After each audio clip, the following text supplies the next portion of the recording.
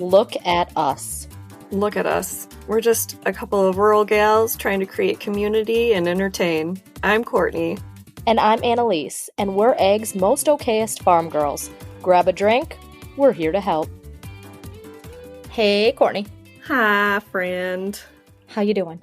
I'm a little befuddled at the moment. The police were just at my door. Police? Everything's fine, but some kid lost control of his vehicle and took out our fence. Oh. Huge telephone poles. He took 2 out. Goodness. He's okay, luckily. Okay. But anyways, sorry. Wow. That's not relevant to today's topic at all, but... It is not. I was going to complain about how I'm still wearing my barn clothes, and I'm certain somewhere on me is calf shit because I can smell it now that I'm in the warm house, but I cannot identify where it is.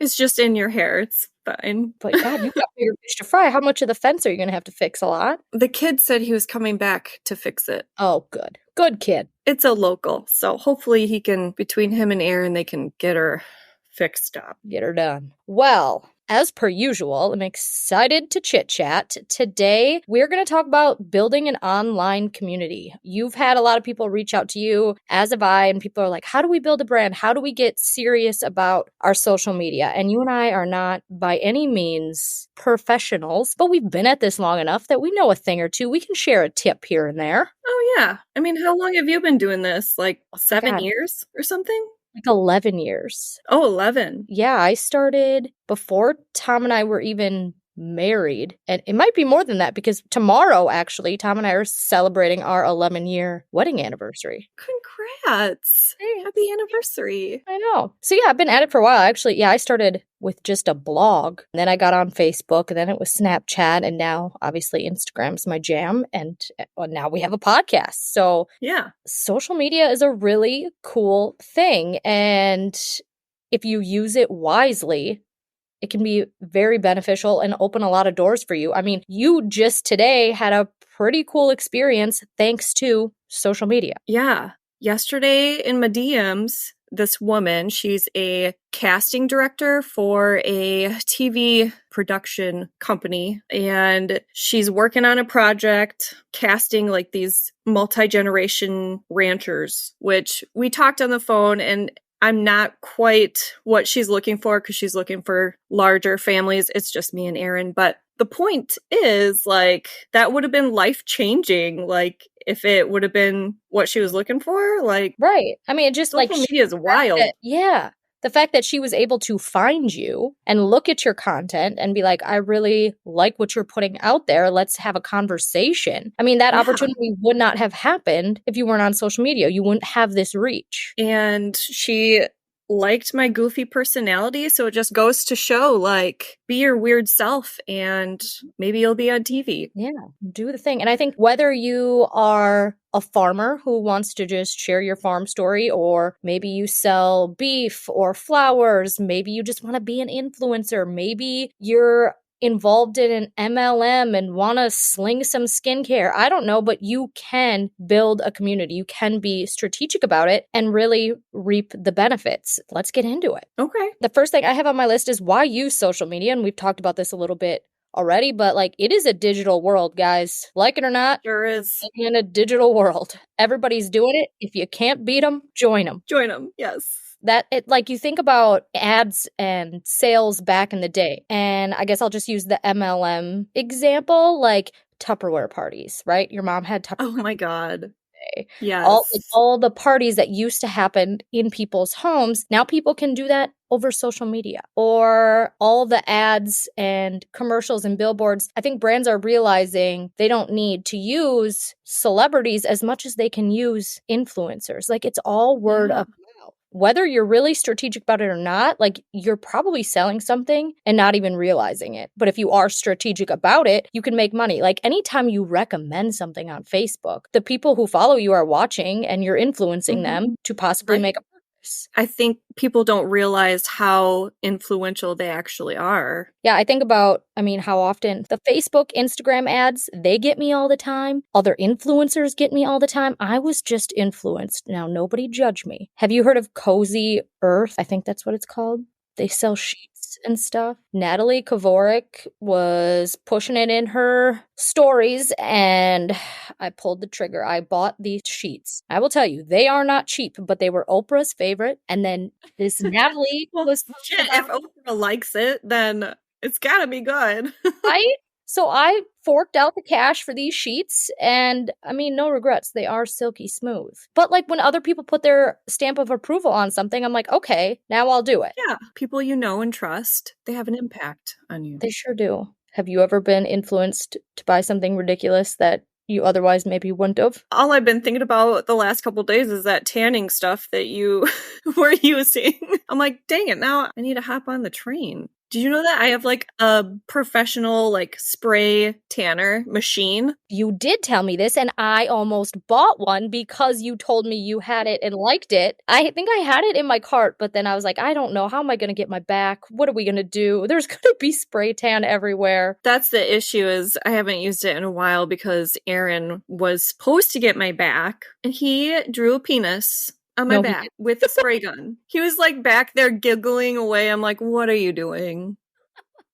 God damn it. You gotta fill that dick in so it's not noticeable. Oh, Walking around with a penis on my back. that's good. That's really good. Yeah, another reason to use social media. I mean, we talked about everybody's on it, including your competition. I think it's so easy for people to say, like, I'm not going to do this. I'm not going to share online. Somebody else is already doing what I'm doing. What difference am I going to make? What's the point? And it's like, you have a uniqueness, right? There's a million people who have podcasts like me and you. There's a million people who share their story online. There's a million people who sell beef. But if you can show up as your true self on social media and make connections, people are going to be more apt to buy from you versus your competition. But if you're not even showing up on social media, what chance do you have? Right, there is no chance. So yeah, there's a community for literally everybody. Mm-hmm.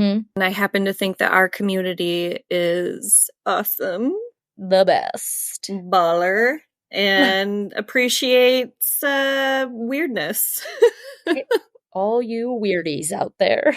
It can be really scary to put yourself out there or to start taking social media seriously, right? You can have that imposter syndrome. I mean, the list of fears like, oh, what will people think? Will I fail at this? What sort of fears have you had or do you hear? My biggest fear when I was starting, actually, it wasn't mine, it was Aaron's. He's like, you can't be putting all of our ranching and farm stuff on the internet. Animal activists, they're going to come find us and they're going to be letting out our animals, our cows. He was paranoid, which I get it. I've heard of it happening. Right. But for the most part, it doesn't. No. Like, there may be like one angry animal activist show up in your DMs or your comments, but the majority of people are supportive. 100%. Yeah, the positive feedback greatly outnumbers and outweighs the negative feedback. Absolutely. I also hear a lot of people worrying, like, I don't have the time to take pictures or videos, or I'm not able to like create quality photos, or I don't like the way my farm looks, or my house isn't aesthetically pleasing. Which one? You shouldn't give a shit. Right. But two, we have a solution for this. And maybe this is a good time to introduce our sponsor of today's episode, which is Michelle Mensing Photography. Heck yeah. She creates these beautiful photos that brands and businesses can use for their social media, website, whatever. And it's genius. It's so good. Her photos are amazing. And yeah, they're essentially like stock photos, but for the rural entrepreneurs. God, I could never say that word. For the rural business ladies out there. These images are for you because there's probably a lot like, oh, I want, a picture of a pretty workspace, but make it rural, not hot pink. Or, out in the field photos, animal photos, livestock photos. Like, she has it all. And you can purchase like these monthly bundles or packages from her. And now all these images are at your fingertips. So when you have a post idea, you've got the caption, you work with Michelle, now you got the photo, like easy peasy. They're very professional. And I mean, if you're kind of like feeling blah on certain days. Like, what do I post about? You can even scroll through there and it might be a content idea for you. Like, oh, this resonates with me today. I got to talk about this and use this photo. Mm-hmm. It's just win-win for everyone. I get Michelle's monthly email or newsletter, and she'll send out like post ideas for the whole month. Like she keeps track of, how there's always like it's National Ice Cream Day, it's National Love Your Dog Day, like whatever, all these weird days. She goes through, I don't know where she identifies them, but she'll list them all out and send them to you. And now you're like, you've got some content ideas for the month, which I think is also really cool and helpful. For sure. Could not say enough about her. She has Western influenced ones I saw. So I'd be hitting her up. Yeah, I love my Western style. Yeah, I actually met Michelle in real life. We went to Rural Rooted together and drove from the airport to the retreat together, which was like an hour away. I tell you what, you drive in someplace new with a stranger, you really get to know each other. I was so nervous because I was the one driving. She was probably like, oh, dear God. Oh, that's funny. But anyways, we can't say enough good things about Michelle Mensing Photography. Go follow her, get on her website, get her newsletter. We'll have it all linked in the show notes, but she is thebomb.com and she will help you jumpstart your social media journey. Your brand. Yes. Mm-hmm. You're going to be looking professional. Yes. But yeah, I think once you get over those fears, you just got to get started and do it. Right. And I think the other really important thing to know while getting started is knowing your why. We could probably talk about this forever. Like my why when I first started sharing 11 years ago was I really wanted to connect people to their farmer. I wanted to show people how smart farmers are, how educated we are, like really help bridge the gap from farm to table. And while that's still like at my core, my why has changed as I have changed as a human. And now my why is like, I really want to help other women in agriculture find themselves and share their story. And I think when you can really identify that why, and you have to revisit it. You can't just like talk about it once and go sharing, because it really helps you get clear on the content you share when you know why you want to put this out into the world. Yeah, it's constantly evolving too. Like when I started my social media journey, I was just like, I'm just going to make this page and talk about beef so that, the locals know we're here. And that was it. I didn't know anything else. And then it just evolved into this crazy life that we have now where we're doing brand partnerships and TV shows are messaging me, and you were on TV too once. Who would have thought? It's a wild ride. And we have a podcast now. Like things just, my why completely changed. I agree. I mean, it's become a business for each of us. And it's because we've taken the time to really get serious, identify that why, get over those fears, start using this. Like we're not just willy-nilly scrolling, there's purpose behind what we do. The other important thing to know is your audience. You got to know who the hell you're talking to. Your target audience too. Right. Who ideally do you want to see this in order to connect them to buying your product? Mm-hmm. If your goal is to connect with other women in agriculture, then your voice, your tone, the words you use need to be familiar to them or make sense to them. Like you have to identify who your audience is, what problems they might have, and how you can help solve them or how that works into your business, right? I mean, if we talk about Michelle Mensing Photography, obviously her target audience is people like you and I, or other businesses who have farm pages. So her content, if you go and look on her social media, is for those kinds of people. Like she's solving problems rural entrepreneurs have. I remember when I first started showing my artwork, it's like the keywords and the content I was making was really attracting other artists, I found. And then I had to reevaluate and be like, wait, I'm not trying to attract other artists. I'm trying to attract the consumer.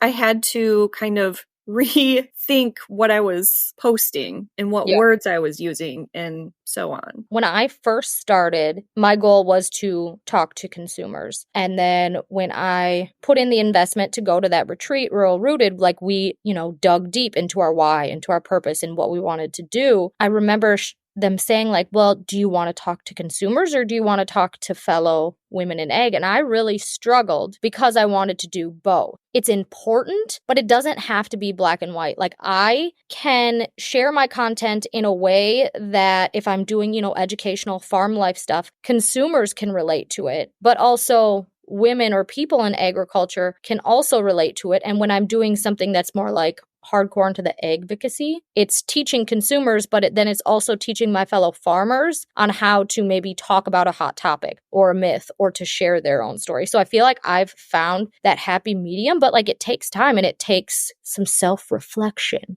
Yes. Constant re-evaluation. You really got to sit down with yourself, get out that pen and paper, your why, your audience, who you talking to, how do you talk to them? I think it's also really important to identify your own tone too and make sure you sound like yourself and you sound natural. Because I've seen so many people who are like, and don't get me wrong, it's going to be awkward the first time you get on your stories and share. It's going to be uncomfortable. But there are some people who they put on like this businessy presentation, like it just sounds so staged. You don't want that. It's scripted.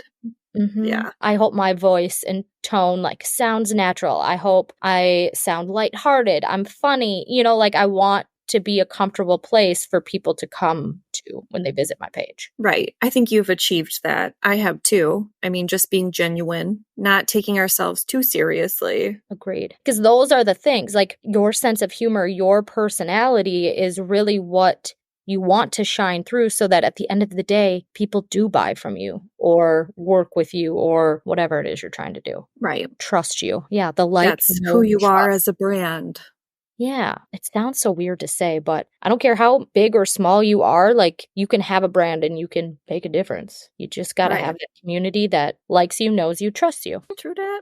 Okay. And then, after that, I feel like it's consistency and patience. Like you've got to continue to show up even when a reel flops or you get a negative comment or, when the going gets tough, the tough get going. You still gotta show up. Yes, like I've had months of just like low views and engagement and I feel like no one's talking to me. Like, where did everyone go? But you still gotta keep going. You just keep swimming. Just keep swimming. Just keep swimming. Like Dory. The tough thing about social media is the algorithm is so goofy and it'll have you feeling like you suck, like what's going on, and get all in your head about it. But if you just keep showing up, it'll get better. I've got a lot going on today with the Modern Day Farm Chick brand, but please remember, I started this 11 years ago, Yes. That's a long time. Things are not built overnight. No. And I remember like being so envious of these accounts that one day they would be like, brand new. And then it seemed like overnight they have 100,000 followers and they're just killing it. And I'm just like, why am I not growing that fast? But you have to remember that that's few and far between. Like it normally does not happen like that. And at the end of the day, engagement is more important than number of followers. Like, yeah, it's cool to have that number keep growing, but how many people are engaging with you? That's way more important. How many people are viewing your stories? Stories is really where you sell, because if people are invested enough to watch your stories every damn day, they care about you. They want to know what you're up to. Yeah, and we're constantly chatting back and forth. There's usually like 500 to 1,000 people chilling in my stories every day, and we chitty chat all the time. Yeah. Those are your faithful followers. Those are your people. Those are your people.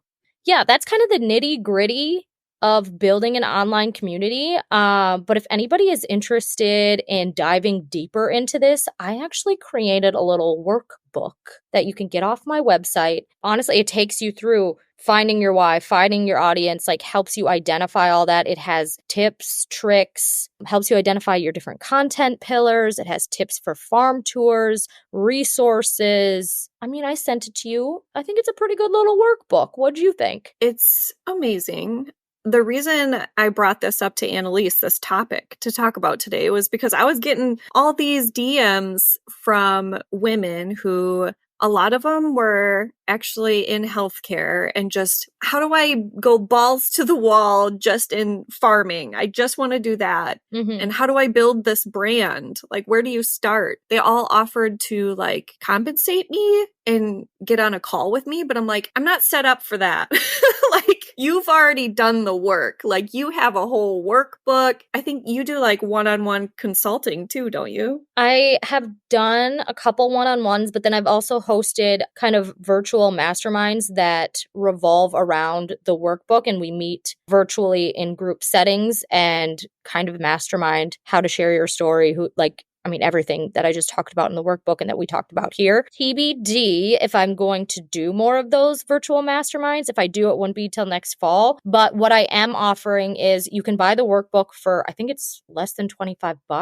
And then if you'd like to add on a one-on-one call and a social media audit, there's an option for that. So we'll link that in the show notes. And yeah, I'd be more than happy to help you. Yes. I mean, you obviously don't have a background in healthcare, but your workbook applies to everybody. Right. Anyone trying to stop what they're doing now and build their own brand. That's what it's geared towards. Yeah, my workbook definitely, it has some lingo in it that's more farmer friendly because that's just who I am, but you can take it for any industry, really. Yeah. Man, social media is just the wild, wild west. How many times? It is. This is probably going to warn you all. After what me and Courtney tell you now, you're probably not ever going to want to set foot on social media and grow again, but we're going to tell you this stuff anyways. It's important to laugh about it. Don't take it serious. I have gotten reached out by old men who like the whole sugar daddy thing. There's so many men being like, hey, hun, is this working? Are there support you financially? Yes. Are there women saying yes? Did you know that it's a scam? Like, they want to send you an Amazon gift card. Like, I looked it up one time because I'm like, why am I getting so many oddly specific, like, it's the same scenario each time. An old man reaching out wanting to be my sugar daddy or whatever. Wants me to be their sugar baby is what it says. Yeah. So yeah, it's something about, I don't know exactly how they do it, but they want to send you an Amazon gift card and somehow they like get access to your Amazon account or something. Oh, that's crazy. Yeah. No, I get a lot of that. And then Instagram isn't as bad, but on Facebook, I get a lot of people from like smaller foreign countries that are looking for work. And I'm like, yes, this is a farm page, but like this is about me. You know, I'm talking about so many other things than just the farm. Why would you think we're hiring? Like, stop messaging me. And I actually created a post once like, I'm not hiring. And it just made it worse. I got more messages. That's funny. Yeah, I get those all the time. I feel bad, but I'm like, we're a 2-man team over here. We are husband and wife. Like, after this, I'm going to go help Aaron work cattle with the vet. Like, it is just me and him. We can't afford to hire a bunch of people. No. The answer is no, respectfully. Right? I usually just ignore those messages. I don't even respond. I'm sorry, if you don't have a profile picture and you're hitting me up in the DMs, I'm not going to answer. Because why don't you have a profile picture? Do you not know how? It's sketchy. It is. Seems like it's always those accounts that are like trolling too, like just putting the nastiest comments on people's content. It's like, what? Who are you? Show their face. Otherwise, I've gotten a lot of messages about brand partnership opportunities, but like for organic produce and stuff like that. And I'm like, not that I'm against organic, like I am pro whatever you want to buy, but if anybody has followed me for a hot minute, you know I am not your girl to sell organic whatever. Yeah, do your research first. Yeah, I hate when there's brands that are just like willy-nilly reaching out to everyone and they're like, hey, we really love your content. I'm like, do you? Because have you looked at it? I don't know. Have you ever had any other bizarre DMs or? I've had some hateful ones, but like I said before, they're kind of few and far in between. Yeah. Like, it's usually just really positive. People are very sweet, just supportive. Mm-hmm. But yeah, I've been called, what was the recent one that it made me laugh so hard? People who buy Texas Longhorns are not real cowboys. They are hipsters cosplaying to be cowboys. Put that on a t-shirt. I'm like, what? Okay, I'll tell my 4th generation farming husband that he is cosplaying to be a cowboy. Oh, God. That's great.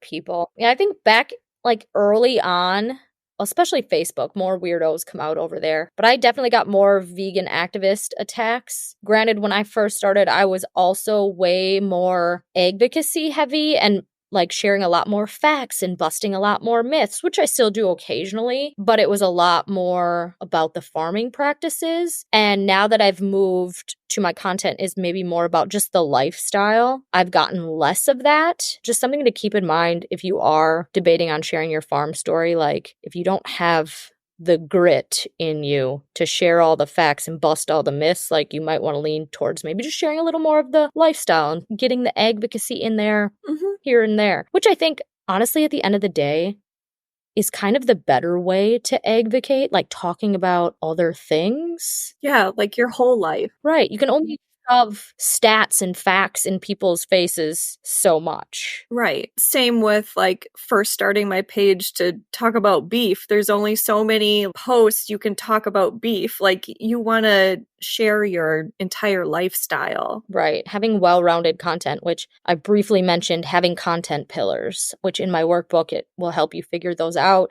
But essentially, like, my content pillars are farm life just in general, mom life / being a woman in agriculture, and more of the advocacy, like encouraging other people to share their stories, busting some myths, stuff like that. And then underneath one of each of those, there's different like subcategories. Like under mom life, being a woman in ag would be, you know, my speaking engagements or sharing recipes or talking about skincare, like just having those kind of figured out helps create content more effectively as well. Right. We love our outlines and lists and graphs. Graphs. Just kidding. What? I don't know who you are. We don't have. I do not have any graphs. I don't know why I said that. Facts and numbers. God, is it Bridesmaids where she's like, I didn't get the I don't know what she says. Facts and the number. We gotta watch that movie again. I love that movie. So good. This is completely off topic, but is my sense of humor getting lamer, or are movies just not as good? Because I think about the best movies, Bridesmaids, Superbad, The Hangover, Dumb and Dumber. Like, they just don't make movies like they used to. Is it because you can't talk about anything without people getting offended? I think that has to be it. I can't think of one recent movie that's as good as those that you just listed. That, like, I haven't found a movie that makes me just pee my pants laughing. Yeah. God, those Hangover movies were so good. Can I add something completely unrelated? If you're listening to this and you are in Sauk County, Dane County, and you own a restaurant, reach out to me, please. Because I have been looking for restaurants to supply our lean Texas Longhorn ground beef to. So if you know anyone, please reach out to me. That's exciting. Speaking of beef, Tom and I just sat down this morning with a pen and paper to make up a plan for our beef that we're starting to raise. We have 8 of them right now on milk yet. So we've got, 18 months or less to figure this out. Are they all Wagyu? No, or 3 of them are Wagyu, and then the rest are Holstein Angus crosses. Okay. So it's happening. I don't know what we're doing, but we're going to figure it out. You'll figure it out on the way. Best way to do it.